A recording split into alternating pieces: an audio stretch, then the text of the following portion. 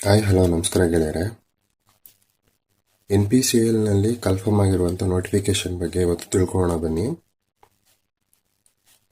ಇಲ್ಲಿ ಕನ್ಫರ್ಮ್ ಆಗಿರುವಂತಹ post name ಬಂದು ಕ್ಯಾಟಗರಿ 2 ಸ್ಟೈಪೆಂಡರಿ ಟ್ರೈನಿ ಆಪರೇಟರ್ ಅಂತ ಒಂದು, ಕ್ಯಾಟಗರಿ 2 ಸ್ಟೈಪೆಂಡರಿ ಟ್ರೈನಿ ಮೇಂಟೈನರ್ ಅಂತ ಒಂದು ಪೋಸ್ಟ್ ಕನ್ಫರ್ಮ್ ಆಗಿರುತ್ತೆ. ಎರಡು ಥರ ಪೋಸ್ಟ್ ಕನ್ಫರ್ಮ್ ಆಗಿರುತ್ತೆ. ಒಂದು ITI ಮೇಲೆ ಅಪ್ಲಿಕೇಶನ್ ಸ್ಟಾರ್ಟ್ ಆಗೋ ದಿನ ಬಂದು 22/8/2024 ಅಂದರೆ ಲಾಸ್ಟ್ ಡೇಟು ಬಂದು 11/9/2024 ಸಂಜೆ 4 ಗಂಟೆ ಆಗಿರುತ್ತೆ. ಅಷ್ಟರೊಳಗಡೆ ನೀವು ಅಪ್ಲಿಕೇಶನ್ನ ಹಾಕಿ. ಅಪ್ಲಿಕೇಶನ್ ಫೀಸ್ನ ತುಂಬೋದಕ್ಕೆ ನಿಮ್ಗೆ ಲಾಸ್ಟ್ ಡೇಟ್ ಏನು ಅಂತಂದರೆ 22/8/2024 10 ಗಂಟೆ, ಬೆಳಗ್ಗೆ 10 ಗಂಟೆಯಿಂದ 11/9/2024 ಸಾಯಂಕಾಲ 4 ಗಂಟೆ ತನಕ ಇರುತ್ತೆ. ಅಷ್ಟರಲ್ಲಿ ನೀವು ಅಪ್ಲಿಕೇಶನ್ ಫೀಸ್ನು ತುಂಬಬೇಕಾಗಿರುತ್ತೆ. ಸೊ NPCL ಬಂದು ಪ್ಯೂರ್ಲಿ ಸೆಂಟ್ರಲ್ ಗೌರ್ಮೆಂಟ್ ಆಗಿರುತ್ತೆ. ಡಿಪಾರ್ಟ್ಮೆಂಟ್ ಆಫ್ ಅಟಾಮಿಕ್ ಎನರ್ಜಿ ಅಂಡರಲ್ಲಿ ಇದು ಕೆಲಸ ಮಾಡ್ತಾ ಇರುತ್ತೆ. ಈ ಕನ್ಫರ್ಮ್ ಆಗಿರುವಂತಹ ಪೋಸ್ಟ್ ಬಂದು ರಾವತ್ಬಾದ ರಾಜಸ್ಥಾನ್ ಸೈಟು ಅಲ್ಲಿಗೆ ಪೋಸ್ಟಿಂಗ್ ಆಗುತ್ತೆ.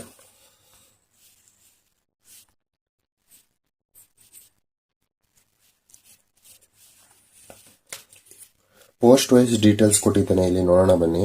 ಕ್ಯಾಟಗರಿ 2 ಸ್ಟೈಪೆಂಡರಿ ಟ್ರೈನಿ ಆಪರೇಟರ್ ಬಂದು ಟೋಟಲ್ 152 ಪೋಸ್ಟ್ ಇದೆ. ಅದರ SCಗೆ 26, STಗೆ 20, OBC ನಾನ್ ಕ್ರಿಮಿ ಲೇಯರ್ 30, EWSಗೆ 15 ಇರುತ್ತೆ, ಮತ್ತೆ ಜನರಲ್ಗೆ 61 ಇರುತ್ತೆ. ಸೊ ಫಿಸಿಕಲಿ ಹ್ಯಾಂಡಿಕ್ಯಾಪ್ಟೆಡ್ಗೆ 7 ಇರುತ್ತೆ. ಸೊ ಇದು ಬಂದು ಬ್ಯಾಕ್ಲಾಗ್ ವೇಕೆನ್ಸಿ ಏನಂತಂದ್ರೆ ಲಾಸ್ಟ್ ಟೈಮ್ ಕನ್ಫರ್ಮ್ ಆಗಿದ್ದಾಗ ಉಳ್ಕೊಂಡಿರುತ್ತಲ್ಲ ಆ ಪೋಸ್ಟಲ್ಲಿ ಅದನ್ನು ಕೂಡ ಇದಕ್ಕೆ ಆ್ಯಡ್ ಮಾಡಿರ್ತಾರೆ. ಸೊ ಅದರಲ್ಲಿ ಒಂದು ಪೋಸ್ಟ್ ಇರುತ್ತೆ. ಒಂದು ಪೋಸ್ಟ್ ಅಂದರೆ ಫಿಸಿಕಲಿ ಹ್ಯಾಂಡಿಕ್ಯಾಪ್ಟೆಡ್ಗೆ ಒಂದು ಪೋಸ್ಟ್ ಇರುತ್ತೆ ಅಷ್ಟೇ.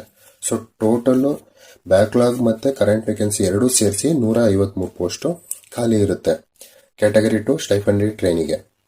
ಸೊ ಇನ್ನು ಕ್ಯಾಟಗರಿ 2 ಸ್ಟೈಪೆಂಡರಿ ಟ್ರೈನಿ ಮೇಂಟೈನರ್ಗೆ ಎಷ್ಟು ಪೋಸ್ಟ್ ಇರುತ್ತೆ ಅಂತಂದರೆ 115 ಪೋಸ್ಟ್ ಇರುತ್ತೆ. ಅಂದರೆ ಕರೆಂಟ್ ವೇಕೆನ್ಸಿಲಿ 19 SCಗೆ, 14 STಗೆ, OBC 23, EWSಗೆ 11 ಇರುತ್ತೆ. ಸೊ ಜನರಲ್ಗೆ 48, ಫಿಸಿಕಲಿ ಹ್ಯಾಂಡಿಕ್ಯಾಪ್ಟೆಡ್ಗೆ 5 ಪೋಸ್ಟ್ ಇರುತ್ತೆ. ಇನ್ನು ಬ್ಯಾಕ್ಲಾಗ್ ಬಂದರೆ ಬ್ಯಾಕ್ಲಾಗಲ್ಲಿ ಟೋಟಲ್ 11 ಪೋಸ್ಟ್ ಇರುತ್ತೆ. ಅದರಲ್ಲಿ SCಗೆ ಏನು ಇರಲ್ಲ, STಗೆ 6 ನಂಬರ್ ಇರುತ್ತೆ, OBC ನಾನ್ ಕ್ರಿಮಿ ಲೇಯರ್ಗೆ ಯಾವುದೇ ಪೋಸ್ಟ್ ಇರೋದಿಲ್ಲ, ಮತ್ತು ಫಿಸಿಕಲಿ ಹ್ಯಾಂಡಿಕ್ಯಾಪ್ಟೆಡ್ಗೆ 5 ಪೋಸ್ಟ್ ಇರುತ್ತೆ. ಸೊ ಟೋಟಲ್ ಕರೆಂಟ್ ವೇಕೆನ್ಸಿ ಮತ್ತು ಬ್ಯಾಕ್ಲಾಗ್ ವೇಕೆನ್ಸಿ ಎರಡನ್ನೂ ಆ್ಯಡ್ ಮಾಡಿದ್ರೆ 126 ಪೋಸ್ಟ್ಸು ಖಾಲಿ ಇರುತ್ತೆ. ಇನ್ನು ಟೋಟಲ್ ಆಗಿ ಎಲ್ಲ ಪೋಸ್ಟ್ನು ಕ್ಯಾಲ್ಕುಲೇಟ್ ಮಾಡಿದ್ರೆ ಟೋಟಲ್ ಆಗಿ ಈ ನೋಟಿಫಿಕೇಶನ್ ಪ್ರಕಾರ 279 ಪೋಸ್ಟು ಖಾಲಿ ಇರುತ್ತೆ. ಕ್ಯಾಟಗರಿ 2 ಸ್ಟೈಪೆಂಡರಿ ಟ್ರೈನಿ ಮೇಂಟೈನರ್ ಈ ಪೋಸ್ಟ್ಗೆ ಯಾರೆಲ್ಲ ಅಪ್ಲಿಕೇಶನ್ ಹಾಕ್ಬೋದು ಅಂದರೆ ಎಲೆಕ್ಟ್ರಿಷಿಯನ್, ಇದಕ್ಕೆ ಟೋಟಲ್ 28 ಪೋಸ್ಟ್ ಇರುತ್ತೆ. ಫಿಟ್ಟರ್ ಇದಕ್ಕೆ 54 ಪೋಸ್ಟ್ ಇರುತ್ತೆ. ಎಲೆಕ್ಟ್ರಾನಿಕ್ಸ್ ಅವರು 14, ಇನ್ಸ್ಟ್ರುಮೆಂಟೇಷನ್ ಅವರು 26 ಪೋಸ್ಟ್ ಇರುತ್ತೆ. ಮೆಷಿನಿಸ್ಟ್ ಅಥವಾ ಟರ್ನರ್ಗೆ 2 ಪೋಸ್ಟ್ ಇರುತ್ತೆ. ವೆಲ್ಡರ್ಗೆ 2 ಪೋಸ್ಟ್ ಇರುತ್ತೆ. ಈ ಎಲ್ಲ ವೇಕೆನ್ಸಿ ಬಂದು ITIದವ್ರಿಗಿರುತ್ತೆ. ಸೊ ಟೋಟಲ್ 126 ಪೋಸ್ಟ್ ಇರುತ್ತೆ. ಆಗಲೇ ಹೇಳಿದಂಗೆ ಕ್ಯಾಟಗರಿ 2 ಸ್ಟೈಪೆಂಡರಿ ಟ್ರೈನಿ ಮೇಂಟೈನರ್ಗೆ ಕ್ವಾಲಿಫಿಕೇಶನ್ ಏನು ಬೇಕು ಅಂದರೆ, ಇದಕ್ಕೆ ಕ್ವಾಲಿಫಿಕೇಶನ್ ಏನಿರಬೇಕು ಅಂದರೆ ನಿಮಗೆ ಸೈನ್ಸ್ ಮತ್ತು ಮ್ಯಾಥ್ಸಲ್ಲಿ 50% ಮಾರ್ಕ್ಸ್ ಇರಬೇಕು. ಅಂದರೆ ನಿಮಗೆ ಸೈನ್ಸಲ್ಲಿ 100ಕ್ಕೆ 50 ಮಾರ್ಕ್ಸ್ ಇರಬೇಕು, ಮ್ಯಾಥ್ಸಲ್ಲಿ 100ಕ್ಕೆ 50 ಮಾರ್ಕ್ಸ್ ಇದ್ರೆ ಮಾತ್ರ ಎಲಿಜಿಬಿಲಿಟಿ ಇರುತ್ತೆ. ಇನ್ ಕೇಸ್ ನಿಮ್ಮದು SSLCಯಲ್ಲಿ ಮ್ಯಾಥ್ಸ್ 45 ಇದ್ದು ಸೈನ್ಸು 80 ಇದ್ರೂ ಇದಕ್ಕೆ ಎಲಿಜಿಬಲ್ ಇರಲ್ಲ. ನೀವು ಎರಡರಲ್ಲೂ 50% 50% ಇರಬೇಕು. ಮತ್ತು 2 ಇಯರ್ಸ್ ITI ಸರ್ಟಿಫಿಕೇಟು ರಿಲೆವೆಂಟ್ ಅಂತಂದ್ರೆ ನೀವು ಎಲೆಕ್ಟ್ರಿಷಿಯನ್ ಮಾಡ್ತಾರೆ, ಎಲೆಕ್ಟ್ರಿಷಿಯನ್, ಫಿಟ್ಟರು, ಇನ್ಸ್ಟ್ರುಮೆಂಟೇಷನು, ಎಲೆಕ್ಟ್ರಾನಿಕ್ಸು, ಮೆಷಿನಿಸ್ಟು, ಟರ್ನರು, ವೆಲ್ಡರು, ಇದರಲ್ಲಿ ನಿಮ್ಮ ಹತ್ರ ಸರ್ಟಿಫಿಕೇಟ್ ಇರಬೇಕು ITI ಮಾಡಿರುವಂಥದ್ದು. ಸೊ ಕೆಲವೊಂದು ಟ್ರೇಡ್ಗಳು ITI ಕೋರ್ಸು 2 ವರ್ಷ ಇರಲ್ಲ, 1 ವರ್ಷ ಇರುತ್ತೆ. ಅಂಥ ಕ್ಯಾಂಡಿಡೇಟ್ಸ್ ಏನು ಮಾಡಬೇಕು ಅಂದರೆ 1 ವರ್ಷ ರಿಲೆವೆಂಟ್ ವರ್ಕ್ ಎಕ್ಸ್ಪೀರಿಯನ್ಸ್, ಈಗ ಎಲೆಕ್ಟ್ರಾನಿಕ್ಸ್ ಓದಿದ್ರೆ ನೀವು ಎಲೆಕ್ಟ್ರಾನಿಕ್ಸ್ ವರ್ಕ್ಸು ಎಕ್ಸ್ಪೀರಿಯನ್ಸ್ 1 ಇಯರ್ ಎಕ್ಸ್ಪೀರಿಯನ್ಸ್ನ ಕೊಡಬೇಕಾಗಿರುತ್ತೆ. SSC ಲೆವೆಲ್ ಇಂಗ್ಲೀಷಲ್ಲಿ ಎಕ್ಸಾಮ್ ಇರುತ್ತೆ. ಇನ್ನು ಈ ಪೋಸ್ಟ್ಗಳೆಲ್ಲ ಅಪಾಯಿಂಟ್ಮೆಂಟ್ ಮಾಡ್ಕೊಳ್ಳೋದು ಆಪರೇಷನ್ ಮೇಂಟೆನೆನ್ಸ್ಗೋಸ್ಕರ. ಈಗ ನಿಮ್ಮ ಹತ್ರ 1 ವರ್ಷ ಕೋರ್ಸ್ ಸರ್ಟಿಫಿಕೇಟ್ ಇತ್ತು ಅಂದರೆ ITIದು, ನೀವೇನು ಇನ್ ಕೇಸ್ ಏನಾದ್ರು ಅಪ್ರೆಂಟಿಸ್ಶಿಪ್ ಏನಾದರೂ ಮಾಡಿದರೆ ಅದನ್ನು ಅಪ್ರೆಂಟಿಸ್ಶಿಪ್ ಆ್ಯಕ್ಟ್ ಪ್ರಕಾರ ಅದನ್ನು 1 ಇಯರ್ ಎಕ್ಸ್ಪೀರಿಯನ್ಸ್ ಅಂತ ತಗೊತಾರೆ. ಇನ್ ಕೇಸ್ ನೀವೇನಾದ್ರು ಇಂಟರ್ನ್ಶಿಪ್ ಮಾಡಿದರೆ ಅದು ಎಕ್ಸ್ಪೀರಿಯನ್ಸ್ ಅಂತ ಕನ್ಸಿಡರ್ ಆಗಲ್ಲ. ಇದಕ್ಕೆ ಫಿಸಿಕಲ್ ಸ್ಟ್ಯಾಂಡರ್ಡ್ಸ್ ಇರುತ್ತೆ ಹೈಟ್ ಮತ್ತು ವೆಯ್ಟಲ್ಲಿ. ಸೊ ಕ್ಯಾಟಗರಿ 1 ಸ್ಟೈಫಂಡರಿ ಟ್ರೈನಿ ಆಪರೇಟರ್ಗೆ ಮತ್ತು ಕ್ಯಾಟಗರಿ 2 ಸ್ಟೈಫಂಡರಿ ಟ್ರೈನಿ ಮೇಂಟೈನರ್ಗೆ ಎರಡಕ್ಕೂ minimum height 160 centimetre, minimum weight 45.5 kg, ಅಂದರೆ 45 kg ಇದ್ರೆ ಮಿನಿಮಮ್ ಇರಬೇಕು. ಪೇ ಸ್ಕೇಲ್ ಎಷ್ಟಿರುತ್ತೆ ಮಂತ್ಲಿ ಅಂತಂದರೆ, ಸೊ ಇನಿಷಿಯಲಿ 2 ವರ್ಷ ಟ್ರೈನಿಂಗ್ ಇರುತ್ತೆ. ಎರಡು ಪೋಸ್ಟ್ಗೂ ಇನಿಷಿಯಲಿ 2 ವರ್ಷ ಟ್ರೈನಿಂಗ್ ಇರುತ್ತೆ. ಫಸ್ಟ್ ಇಯರಲ್ಲಿ 20,000 ಕೊಡ್ತಾರೆ. 2ನೇ ವರ್ಷ 22,000 ಇರುತ್ತೆ. ಇನ್ ಬುಕ್ ಅಲೌನ್ಸ್ ಅಂತ ಒನ್ ಟೈಮ್ ವರ್ಷಕ್ಕೊಂದ್ಸಾರಿ 3,000 ರೂಪಾಯಿ ಕೊಡ್ತಾರೆ. 2 ವರ್ಷ ಯಾರು ಸಕ್ಸಸ್ಫುಲಿ ಟ್ರೈನಿಂಗ್ನ ಕಂಪ್ಲೀಟ್ ಮಾಡ್ತಾರೆ ಅವ್ರಿಗೆ ಪೇ ಲೆವೆಲ್ಲು 3 ಇಂದ ಸ್ಟಾರ್ಟ್ ಆಗುತ್ತೆ, ಅಂದರೆ 21,700 ರೂಪಾಯಿ ಸ್ಟಾರ್ಟ್ ಆಗುತ್ತೆ. ಇವಾಗಿರೋ DA ಪ್ರಕಾರ 1/1/2024 DA ಪ್ರಕಾರ 50% ಇರುತ್ತೆ. ಮತ್ತು ಟೋಟಲ್ ನಿಮಗೆ 32,550 ರೂಪಾಯಿ ಸಿಗುತ್ತೆ. ಅದಲ್ಲದೆ ನಿಮಗೆ transport allowance, LTA leave travel allowance, HRA ಸಿಗುತ್ತೆ. ಮತ್ತು site allowance, professional update allowance ಅಂತ ಸಿಗುತ್ತೆ. ಇನ್ನು ಅಪ್ಲಿಕೇಶನ್ ಹಾಕೋದಕ್ಕೆ ಏಜ್ ಲಿಮಿಟ್ ಎಷ್ಟಿರಬೇಕು ಅಂದರೆ ಮಿನಿಮಮ್ 18 ಇರಬೇಕು. ಸೊ ಜನರಲ್ ಕ್ಯಾಟಗರಿ ಅವ್ರಿಗೆ 24 ವರ್ಷ ಇರುತ್ತೆ. ಸೊ SC ಅವ್ರಿಗೆ ಪ್ಲಸ್ 5 ಇಯರ್ಸ್ ರಿಲ್ಯಾಕ್ಸೇಷನ್ನು, OBC ಅವ್ರಿಗೆ 3 ವರ್ಷ ರಿಲ್ಯಾಕ್ಸೇಷನ್ ಇರುತ್ತೆ. BD ಅವ್ರಿಗೆ 10 ವರ್ಷ ಇರುತ್ತೆ. PWBD ಮತ್ತು SC ಕ್ಯಾಟಗರಿ ಅವ್ರಿಗೆ 15 ವರ್ಷ ಇರುತ್ತೆ. PWBD ಮತ್ತು OBC ಅವ್ರಿಗೆ 13 ವರ್ಷ ಇರುತ್ತೆ. ಎಕ್ಸ್ ಸರ್ವಿಸ್ ಮ್ಯಾನ್ಗೆ 3 ವರ್ಷ ಇರುತ್ತೆ. ಒಂದು ಸ್ಪೆಷಲ್ ನೋಟ್ ಏನಂತಂದ್ರೆ, ಇನ್ ಕೇಸ್ ನೀವೇನಾದ್ರೂ NPCA ಏನಾದರೂ ಕಾಂಟ್ರಾಕ್ಟ್ ಕೆಲಸ ಮಾಡ್ತಾ ಇದ್ರೆ, ಇಲ್ಲಾಂದ್ರೆ ಫಿಕ್ಸ್ಡ್ ಟರ್ಮ್ ಅಲ್ಲಿ ವರ್ಕ್ ಮಾಡ್ತಾ ಇದ್ರೆ, ನಿಮಗೆ ಅಲ್ಲಿ ಎಕ್ಸ್ಪೀರಿಯನ್ಸ್ ನೀವು ತೋರಿಸಿದ್ರೆ ಮ್ಯಾಕ್ಸಿಮಮ್ 5 ವರ್ಷ ತನಕ ನಿಮಗೆ ರಿಲ್ಯಾಕ್ಸೇಷನ್ ಸಿಗುತ್ತೆ. ನಾರ್ಮಲ್ ಆಗಿ ಯಾರಿಗೂ ಸಿಗಲ್ಲ, ಅಲ್ಲಿ ವರ್ಕ್ ಮಾಡೋರ್ಗೆ ಮಾತ್ರ ಈ ಚಾನ್ಸ್ ಸಿಗುತ್ತೆ. ಪ್ಲೇಸ್ ಆಫ್ ಪೋಸ್ಟಿಂಗ್ ಬಂದು ರಾವ್ಬಾತ ರಾಜಸ್ಥಾನಲ್ಲಿ ಇರುತ್ತೆ, NPCL ಸೈಟಲ್ಲಿ.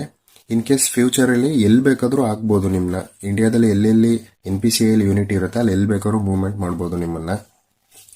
ಈ ಹುದ್ದೆಗೆ ನೀವು ಬಾಂಡ್ ಕೂಡ ನೀವು ಬರ್ಕೊಟ್ಟಿರ್ಬೇಕಾಗಿರುತ್ತೆ, ಕೆಲಸ ಬಿಡಲ್ಲ ಅಂತ. ಇನ್ ಕೇಸ್ ನೀವು ಕೆಲಸನ ಬಿಡ್ತೀವಿ ಅಂತ ಅನ್ಕೊಂಡಿರ್ತೀರ, ಸೊ ಈಗ ಈ ಕೆಲಸ ಆಗಿರುತ್ತೆ, ನಿಮಗೆ ಬೇರೆ ಕೆಲಸ ಆಗಿರುತ್ತೆ, ಈ ಕೆಲಸ ಬಿಟ್ಟು ಇನ್ನು ಫ್ಯೂಚರಲ್ಲಿ ಚೆನ್ನಾಗಿರೋ ಕೆಲಸ ಸಿಕ್ಕಿರುತ್ತೆ. ಸೊ ಅಲ್ಲಿ ಹೋಗ್ಬೇಕು ಅಂದರೆ ನೀವೇನೇನು ಸ್ಯಾಲ್ರಿ ತಗೊಂಡಿರ್ತೀರ ಅದೆಲ್ಲ ರಿಟರ್ನ್ ಕಂಪ್ನಿಗೆ ಕಟ್ಕೊಡ್ಬೇಕಾಗಿರುತ್ತೆ. ಸೊ ಅದಕ್ಕೋಸ್ಕರ ಅವರು ಬಾಂಡ್ನ ಮಾಡ್ಕೊಂಡಿರ್ತಾರೆ. 5,07,000 ರೂಪಾಯಿಗೆ 5 ವರ್ಷಕ್ಕೆ ಒಂದು ಬಾಂಡ್ನ ಮಾಡ್ಕೊಂಡಿರ್ತಾರೆ.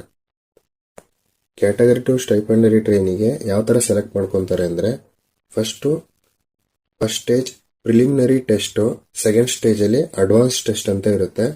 ನೆಕ್ಸ್ಟ್ ಫಿಸಿಕಲ್ ಟೆಸ್ಟ್ ಮಾಡ್ತಾರೆ, ಡಾಕ್ಯುಮೆಂಟ್ ಟೆಸ್ಟ್ ಮಾಡ್ತಾರೆ, ಇದಾದ್ಮೇಲೆ ಸ್ಕಿಲ್ ಟೆಸ್ಟ್ ಇರುತ್ತೆ. ಸೊ ಇಷ್ಟೆಲ್ಲ ಎಕ್ಸಾಮ್ಸ್ ಇರುತ್ತೆ ಈ ಒಂದು ಪೋಸ್ಟ್ಗೆ. ಇನ್ನು ಎಕ್ಸಾಮ್ ವಿಷಯಕ್ಕೆ ಬಂದರೆ OMR ಆದರೂ ನಡೆಸ್ಬೋದು ಅಥವಾ CBT ಆದರೂ ನಡೆಸ್ಬೋದು ಅಂತ ಕೊಟ್ಟಿದ್ದಾರೆ. OMR ಅಥವಾ CBT ಟೆಸ್ಟು 2 ಸ್ಟೇಜಲ್ಲಿ ನಡೆಯುತ್ತೆ. ಪ್ರಿಲಿಮಿನರಿ ಟೆಸ್ಟು 1 ಅವರ್ ಇರುತ್ತೆ, ಅಡ್ವಾನ್ಸ್ ಟೆಸ್ಟ್ ಅಂತ ಇರುತ್ತಲ್ಲ ಅದು 2 ಅವರ್ ಇರುತ್ತೆ. ಈ ಪ್ರಿಲಿಮಿನರಿ ಟೆಸ್ಟ್ ಇದೆಯಲ್ಲ, ಈ ಪ್ರಿಲಿಮಿನರಿ ಟೆಸ್ಟಲ್ಲಿ ಯಾವ್ಯಾವ ಸಬ್ಜೆಕ್ಟ್ ಇರುತ್ತೆ ಅಂದರೆ, ಮ್ಯಾಥಮೆಟಿಕ್ಸ್ಗೆ 20 ಕ್ವಶನು, ಸೈನ್ಸ್ಗೆ 20 ಕ್ವಶನ್ ಇರುತ್ತೆ, ಜನರಲ್ ಅವೇರ್ನೆಸ್ಗೆ 10 ಕ್ವಶನ್ ಇರುತ್ತೆ, 50 ಕ್ವಶನ್ ಮಲ್ಟಿಪಲ್ ಚಾಯ್ಸ್ ಇರುತ್ತೆ. ಟೋಟಲ್ 50 ಕ್ವಶನ್ ಇರುತ್ತೆ ಮಲ್ಟಿಪಲ್ ಚಾಯ್ಸು. ಸೊ ಈ ಎಕ್ಸಾಮ್ನ ಯಾರು ಪಾಸ್ ಆಯ್ತೀರಾ, ಸೇಮ್ ಡೇ ಎಕ್ಸಾಮ್ ಇರುತ್ತೆ. ಸೊ ಇನ್ ಕೇಸ್ 50 ಕ್ವಶನ್ ಅಲ್ಲಿ ಅವರು ಒಂದು ಕಟ್ ಆಫ್ ಮಾರ್ಕ್ಸ್ ಅಂತ ಹೇಳಿರ್ತಾರೆ, ಆ ಕಟ್ ಆಫ್ ಮಾರ್ಕ್ಸ್ಗೆ ಯಾರೆಲ್ಲ ಎಲಿಜಿಬಲ್ ಆಯ್ತೀರಾ, ಸೊ ಅದು ನೆಕ್ಸ್ಟ್ ಸೆಕೆಂಡ್ ಟೆಸ್ಟ್ಗೆ.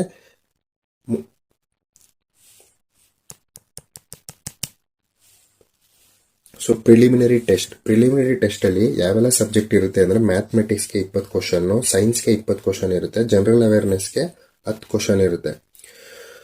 ಇಲ್ಲಿ 50 ಕ್ವಶನ್ ಟೋಟಲ್ ಮಲ್ಟಿಪಲ್ ಚಾಯ್ಸ್ ಇರುತ್ತೆ. ಯಾರೆಲ್ಲ ಮಿನಿಮಮ್ ಮಾರ್ಕ್ಸ್ನ ತಗೊಂಡಿರ್ತಾರೆ ಅವರು ನೆಕ್ಸ್ಟ್ ಸ್ಟೇಜ್ ಎಕ್ಸಾಮ್ಗೆ ಪಾಸ್ ಆಯ್ತಾರೆ. ಸೊ ಅದೇ ಹೇಳ್ದಂಗೆ ಮಲ್ಟಿಪಲ್ ಸೆಕ್ಷನ್ ಅಥವಾ ಒಂದೇ ಟೈಮಲ್ಲಿ ಎಕ್ಸಾಮ್ನ ಮುಗಿಸ್ತಾರೆ. ಸೊ ಕ್ವಾಲಿಫೈಯಿಂಗ್ ಸ್ಟ್ಯಾಂಡರ್ಡ್ಸ್ ಬಂದು ಕ್ಯಾಟಗರಿ ಅವರು 40 ಮಾರ್ಕ್ಸ್ ಮಿನಿಮಮ್ ತೆಗಿಲೇಬೇಕಾಗಿರುತ್ತೆ. SC ST OBC ಮತ್ತು PWBD EWS ಅವರು 30% ಮಿನಿಮಮ್ ಮಾರ್ಕ್ಸ್ ತೆಗಿಲೇಬೇಕಾಗಿರುತ್ತೆ. ಜನರಲ್ ಕ್ಯಾಟಗರಿ ಅವರು 40%ಗಿಂತ ಕಡಿಮೆ ತೆಗೆದ್ರೆ, ಮತ್ತು SC ST ಅವರು PWBD ಮತ್ತು EWS ಅವರು 30%ಗಿಂತ ಕಡಿಮೆ ತೆಗೆದ್ರೆ second stage CBT, second stage ಎಕ್ಸಾಮ್ಗೆ ಅವ್ರನ್ನ ಹೋಗೋಕೆ ಬಿಡೋದಿಲ್ಲ. ಸೆಕೆಂಡ್ ಸ್ಟೇಜ್ ಅಡ್ವಾನ್ಸ್ ಟೆಸ್ಟ್ ಹೇಗಿರುತ್ತೆ ಅಂದರೆ ಇದು ಬಂದು ಟೆಸ್ಟ್ ಬಂದು 2 ಅವರ್ ಇರುತ್ತೆ ಟೋಟಲ್. 2 ಅವರಲ್ಲಿ ಅಡ್ವಾನ್ಸ್ ಟೆಸ್ಟ್ ಬಂದು 2 ಅವರ್ ಇರುತ್ತೆ. ಮ್ಯಾಕ್ಸಿಮಮ್ ಮಾರ್ಕ್ಸು 150 ಮಾರ್ಕ್ಸ್ ಇರುತ್ತೆ. ಸೊ ಇನ್ನು ಕ್ಯಾಟಗರಿ 2 ಸ್ಟೈಫಂಡರಿ ಟ್ರೈನಿ ಆಪರೇಟರ್ಗೆ ಬಂದು ನಿಮ್ದು ಯಾವ ಥರ ಸಿಲೆಬಸ್ ಇರುತ್ತೆ ಅಂದರೆ ಹೈಸ್ಕೂಲ್ ಲೆವೆಲ್ ನಿಮ್ದು ಏನಿರುತ್ತೆ ಆ ಲೆವೆಲಲ್ಲಿ ಸಬ್ಜೆಕ್ಟ್ನ ಕೇಳಿರ್ತಾರೆ. ಇನ್ನು ಕ್ಯಾಟಗರಿ 2 ಸ್ಟೈಫಂಡರಿ ಟ್ರೈನಿ ಮೇಂಟೈನರ್ಗೆ ಬಂದು ನಿಮ್ಮ ರೆಸ್ಪೆಕ್ಟ್ ಟ್ರೇಡ್ ಅಂದರೆ ಎಲೆಕ್ಟ್ರಾನಿಕ್ಸ್ ಇದ್ರೆ ಎಲೆಕ್ಟ್ರಾನಿಕ್ಸ್, ಫಿಟ್ಟರ್ ಇದ್ರೆ ಫಿಟ್ಟರ್ ಟ್ರೇಡ್ದು ಆ ಥರ ಕ್ವಶನ್ ನಿಮಗೆ ಕೇಳ್ತಾರೆ. ಟೆಸ್ಟಲ್ಲಿ ನಿಮಗೆ 50 ಮಲ್ಟಿಪಲ್ ಚಾಯ್ಸ್ ಕ್ವಶನ್ಸ್ ಇರುತ್ತೆ. ಒಂದು ಮಾರ್ಕ್ಸ್ ಕರೆಕ್ಟ್ ಆದರೆ 3 ಮಾರ್ಕ್ಸ್ ಬರುತ್ತೆ. ಒಂದು ಕ್ವಶನ್ ನಿಮಗೆ ನೆಗೆಟಿವ್ ಆಯಿತು ಅಂತಂದರೆ 1 ಮಾರ್ಕ್ಸ್ ಮೈನಸ್ ಮಾಡ್ತಾರೆ. ಇದರಲ್ಲೂ ಕೂಡ ಕ್ವಾಲಿಫೈಯಿಂಗ್ ಸ್ಟ್ಯಾಂಡರ್ಡ್ಸ್ ಇರುತ್ತೆ. ಜನರಲ್ ಕ್ಯಾಟಗರಿಯವರು 30% ತೆಗಿಲೇಬೇಕು. SC ST OBC ಮತ್ತು PWD ಮತ್ತು EWS ಅವರು 20% ಮಿನಿಮಮ್ ತೆಗಿಲೇಬೇಕಾಗಿರುತ್ತೆ. ಸೊ ಇದಕ್ಕಿಂತ ಯಾರೆಲ್ಲ ಕಡಿಮೆ ತೆಗಿತಾರೆ ಅವ್ರನ್ನ ನೆಕ್ಸ್ಟ್ ಫರ್ದರ್ ರಿಕ್ರೂಟ್ಮೆಂಟ್ ಪ್ರೋಸೆಸ್ಸಿಂದ ಸ್ಕ್ರೀನ್ ಔಟ್ ಮಾಡ್ತಾರೆ. ಅಪ್ಲಿಕೇಶನ್ ಹಾಕಬೇಕಾಗಿರೋ ಕ್ಯಾಂಡಿಡೇಟ್ಸು ಫೋಟೋ ಬಂದು 50 KB ಇರಬೇಕು, ಸಿಗ್ನೇಚರ್ ಬಂದು 20 KB ಒಳಗಡೆ ಇರಬೇಕು, ಎಲ್ಲ JPG ಫಾರ್ಮ್ಯಾಟಲ್ಲೇ ಇರಬೇಕು. ಸೊ ಅಪ್ಲಿಕೇಶನ್ ಏನಾದರೂ ಹಾಕಬೇಕಾದ್ರೆ ನಿಮಗೆ ತೊಂದರೆ ಆದರೆ ಏನೋ ಪ್ರಾಬ್ಲಮ್ ಆಯಿತು ಅಂದರೆ ನೀವು ವೆಬ್ಸೈಟಲ್ಲಿ ಅಪ್ಲಿಕೇಶನ್ ಹಾಕ್ತಾ ಇರ್ತೀರಲ್ಲ ಅದೇ ವೆಬ್ಸೈಟಲ್ಲಿ ಕಾಂಟ್ಯಾಕ್ಟ್ ಅಸ್ ಅಂತ ಲಿಂಕ್ ಇರುತ್ತೆ. ಆ ಲಿಂಕ್ ಮೇಲೆ ಕ್ಲಿಕ್ ಮಾಡಿದ್ರೆ ಅವ್ರದ್ದು ಕಾಂಟ್ಯಾಕ್ಟ್ ನಂಬರ್ ಅಥವಾ ಇಮೇಲ್ ID ಸಿಗುತ್ತೆ. ಅದಕ್ಕೆ ನೀವು ಕಾಂಟ್ಯಾಕ್ಟ್ ಮಾಡಿ ನಿಮ್ಮ ಪ್ರಾಬ್ಲಮ್ಸ್ನ ಹೇಳಿದ್ರೆ ಅವರು ಸಾಲ್ವ್ ಮಾಡಿಕೊಡ್ತಾರೆ. ಸೊ ಇದಾಗಿತ್ತು ಗೆಳೆಯರೆ ಇವತ್ತಿನ ಜಾಬ್ ನೋಟಿಫಿಕೇಶನ್. ಮತ್ತು ನಿಮಗೆ ಅಪ್ಲಿಕೇಶನ್ ಹಾಕಬೇಕಾದ್ರೆ ಏನಾದರೂ ನಿಮಗೆ ಡೌಟ್ ಅನಿಸಿದ್ರೆ ಕಮೆಂಟ್ ಸೆಕ್ಷನಲ್ಲಿ ಮೆಸೇಜ್ ಮಾಡಿ, ನಾನು ಅದಕ್ಕೆ ಖಂಡಿತ ರಿಪ್ಲೈ ಮಾಡ್ತೀನಿ. ಮತ್ತು ಇನ್ನೂ ನಮ್ಮ ಚಾನಲ್ಗೆ ಸಬ್ಸ್ಕ್ರೈಬ್ ಮಾಡಿಲ್ಲ ಅಂದರೆ ಪ್ಲೀಸ್ ದಯವಿಟ್ಟು ಸಬ್ಸ್ಕ್ರೈಬ್ ಮಾಡಿ ಮತ್ತು ನಿಮ್ಮ ಫ್ರೆಂಡ್ಸ್ ಆ್ಯಂಡ್ ಫ್ಯಾಮಿಲಿಗೆ ಶೇರ್ ಮಾಡಿ. ಧನ್ಯವಾದಗಳು.